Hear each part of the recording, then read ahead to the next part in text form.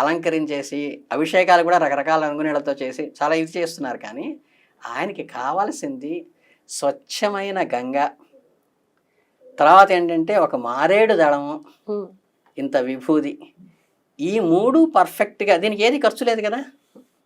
ప్రతి శివాలయంలో మారేడు చెట్టు ఉంటుంది.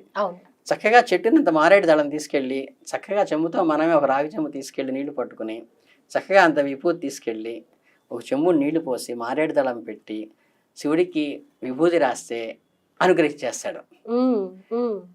ఇంకొకటి ఏంటంటే ఇందులో అండర్లైన్ చేయాల్సిన విషయం, మీరు ఇంత అలంకారం చేసి ఇన్ని లక్షలు పెట్టి ఇన్ని నవరసాలు పెట్టి ఇన్ని రకాల పలరసాలు పెట్టి ఇన్ని అలంకారాలు ఇన్ని రంగుల నీళ్లు వేసి అంటే మన ఫోటోగ్రఫీకి అందంగా ఉండటం కోసం ప్రజలకి అట్రాక్ట్ చేయడం కోసం పెట్టినా కానీ ఈ 3 వేయకపోతే ఎంత చేసినా ఇది వృధా కిందే లెక్క.